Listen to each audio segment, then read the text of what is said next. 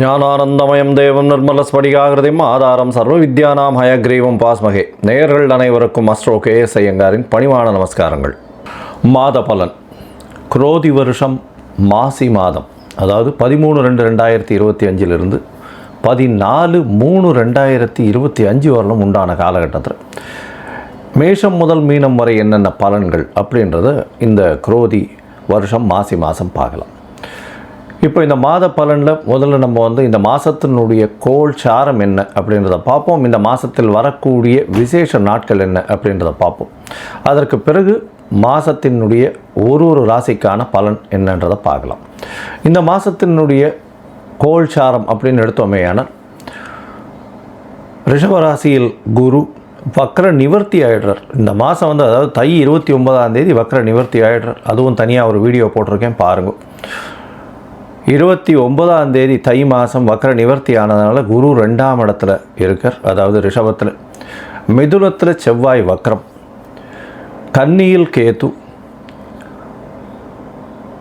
கும்பத்தில் சனி, சூரியன் மற்றும் புதன், மீனத்தில் சுக்கிரனும் ராகுவும். இந்த மாதத்தில் பார்த்தாலேயானால் மாற்றங்கள் என்னென்ன வருது அப்படின்னு பார்க்கும்பொழுது, செவ்வாய் வக்ர நிவர்த்தி அடைகிறார். எப்போ அப்படின்னா, இந்த மாதம் பிறந்து ஒரு 10 நாள்லேயே, அதாவது 21/2/2025 அன்றைக்கே செவ்வாய் வக்ர நிவர்த்தி. ஆனால் மிதுனத்தில் இருக்கார். இதை தவிர பார்த்தாலேயானால் புதன் இந்த மாதம் கும்பத்திலிருந்து மீனத்துக்கு போகிறார். அது 26/2/2025 அன்றைக்கி. அதற்கு பிறகு பார்த்தாலேயானால் 4/3/2025 அன்றைக்கி சுக்கிரன் வக்ரகதி அடைகிறார் மீனத்திலேயே. புதன் 9ஆம் தேதி அன்றைக்கி 9/3/2025 அன்றைக்கி வக்ரகதி அடைகிறார், அதுவும் மீனத்தில். இப்போது இந்த மாதத்தினுடைய கோள்சாரம் இது. பொதுவாகவே நம்ம மாத கிரகங்கள்னு சொல்லக்கூடியது சூரியன், செவ்வாய், புதன் மற்றும் சுக்கிரன், இந்த 4 கிரகங்களுடைய மாற்றத்தை வச்சு பேசுவோம். அதுவும் நம்ம சௌரமான மாதங்கள் அப்படின்ற ஒரு பட்சத்தை எடுத்து நம்ம பண்ணுறோம். இது சூரியன் ஒரு ராசியிலிருந்து அடுத்த ராசிக்கு செல்லும் பொழுது அதனுடைய மாற்றங்களை வைத்தே, அதனுடைய அந்த சூரியனுடைய மாற்றத்தை வச்சே அந்த மாதத்தினுடைய பெயர், அதாவது கும்ப மாதம் அப்படின்னு பேர் வைக்கிறதுக்கு காரணமே மாசி மாதத்துக்கு கும்பத்தில் சூரியன் போகிறதுனால தான்.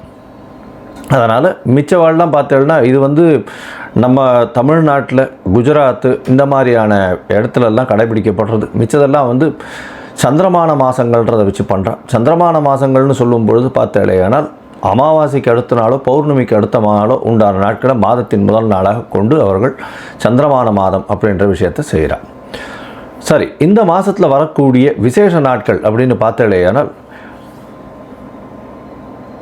அதாவது 25/2/2025 அன்றைக்கி பார்த்தோம்னா காஞ்சி விஜயேந்திர சரஸ்வதி ஜெயந்தி நடக்கிறது.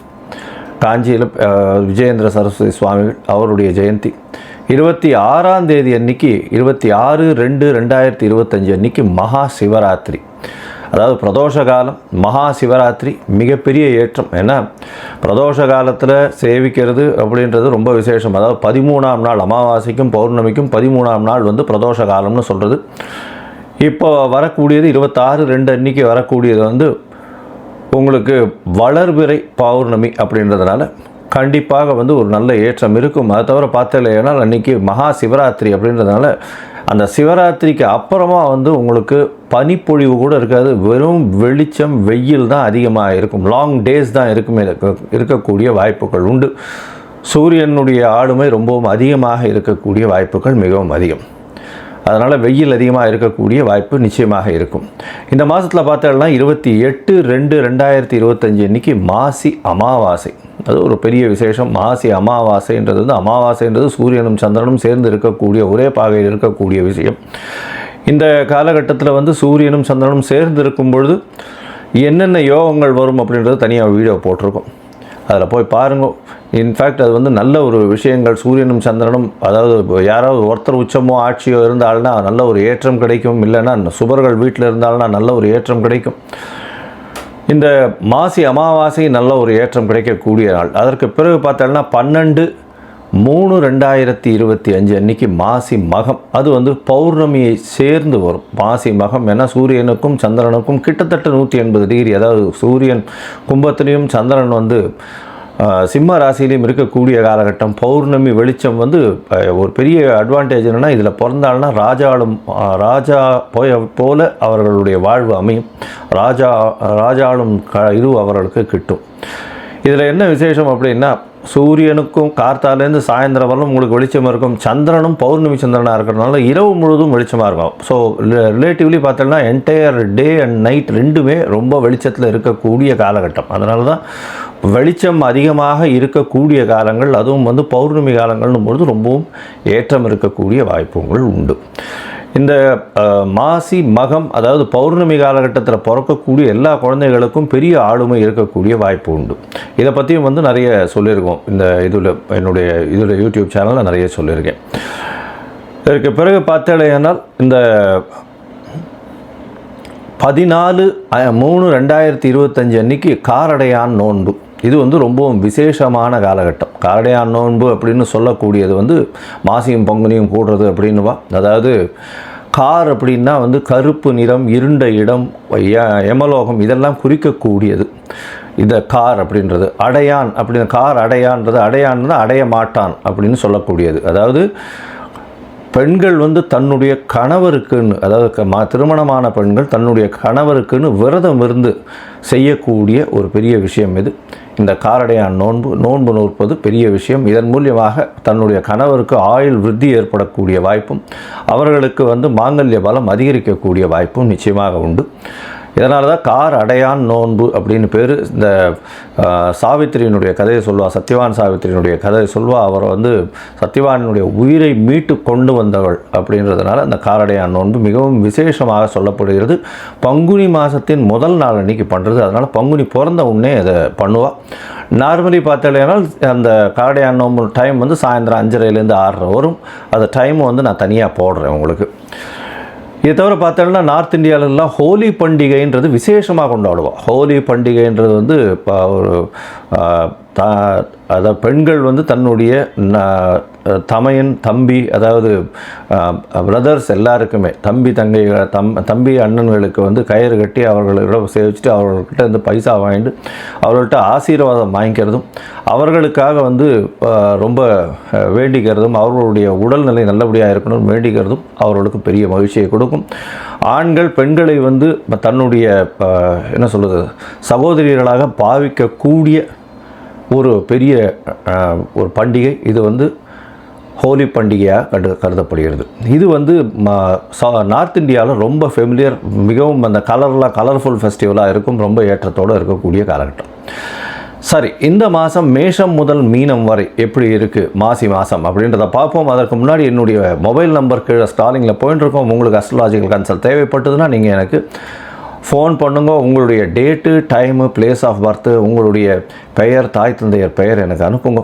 முதல்ல உங்களுடைய ஜாதகத்தை போட்டுவிட்டு அதில் வந்து உங்களுடைய நட்சத்திரத்தில் பாத சந்தி இருக்கா, நட்சத்திர சந்தி இருக்கா, அதை தவிர லக்ன சந்தி இருக்கா, லக்ன பாத சந்தி இருக்கா, இதெல்லாம் பார்த்துட்டு,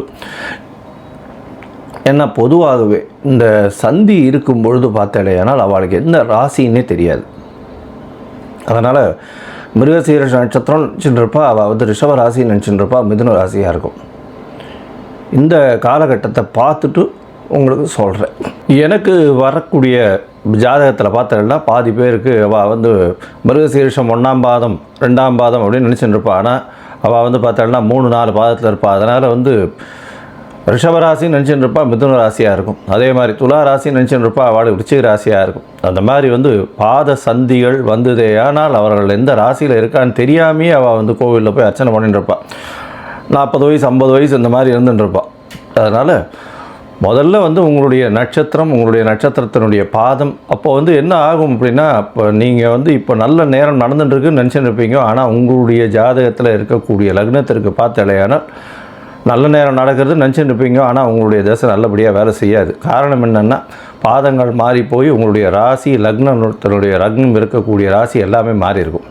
அதனால் முதல்ல வந்து உங்களுடைய லக்னம் சரியாக இருக்கிறதா, லக்ன பாத சந்தி கரெக்டாக இருக்கா, நட்சத்திரம் சரியாக இருக்கா, நட்சத்திர பாத சந்தி கரெக்டாக இருக்கா அப்படின்றத தெரிஞ்சுட்டு உங்களுக்கு அப்பாயின்மெண்ட் கொடுக்குறேன், என்னுடைய கட்டணம் என்னன்றதை சொல்கிறேன், அதை பாருங்கள், அதை அனுப்புங்க. அதை அனுப்பிச்சதுக்கப்புறம் உங்களுக்கு அப்பாயின்மெண்ட் தரேன், அதுக்கப்புறம் பேசலாம். சரி, இப்போ மேஷம் முதல் மீனம் வரை மாசி மாதம் குரோதி வருஷம் 2025 பலன்கள் ஒன்று ஒன்றாக பார்க்கலாம். மீனம், பூரட்டாதி, உத்திரட்டாதி, ரேவதி இந்த 3 நட்சத்திரம் 9 பாதங்களை கொண்ட ராசி. ராசியின் அதிபதி குரு.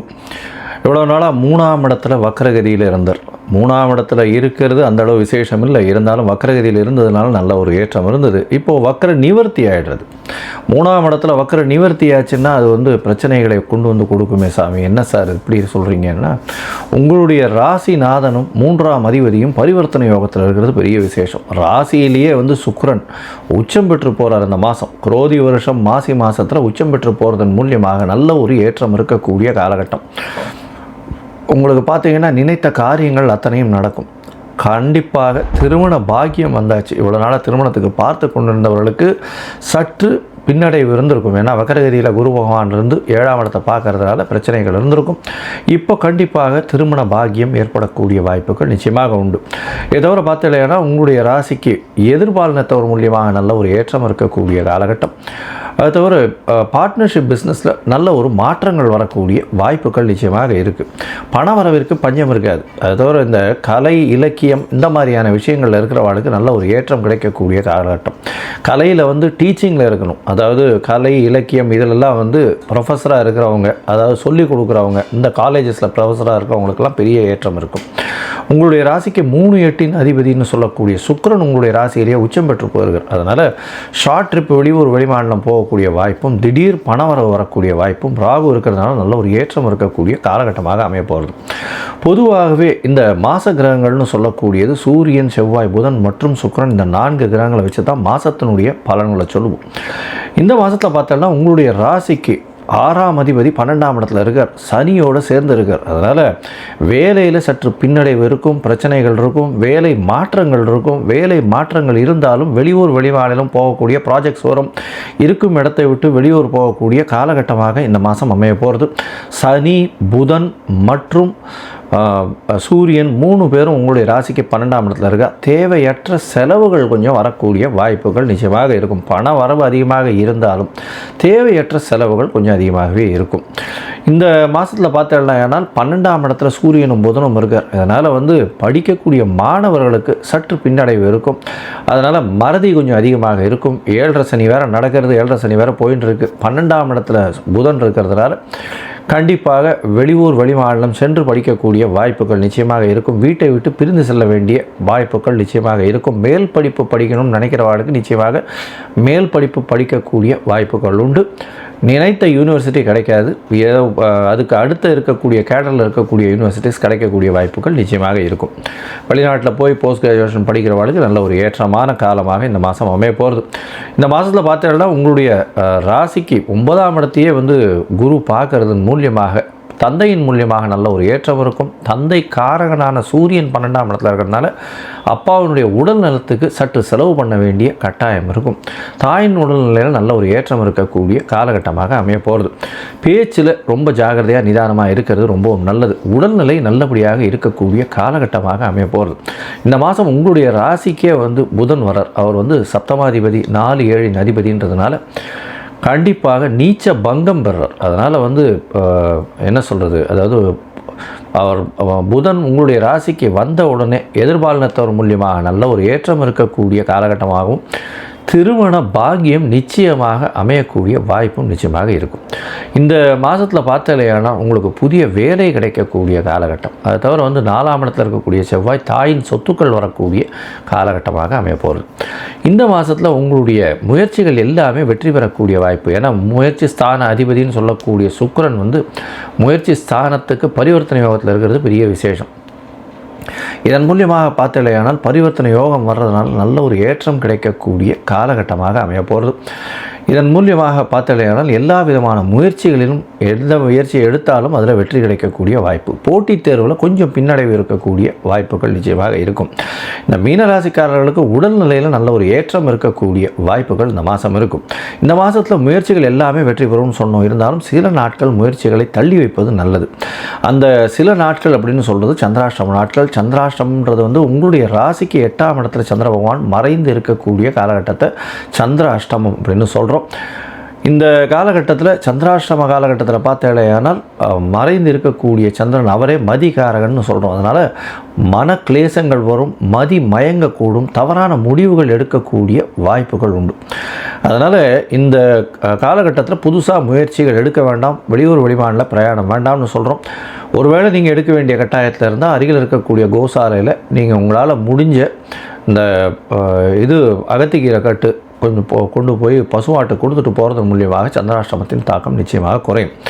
இந்த மாதத்தில் பார்த்தலையானால் இந்த மீனராசிக்காரர்கள் கடல் வாணிபம் செய்பவர்களுக்கு பெரிய ஏற்றம். Income tax, excise duty, customs இவங்களெல்லாம் இருக்கிறவங்களுக்கு நல்ல ஒரு ஏற்றம்.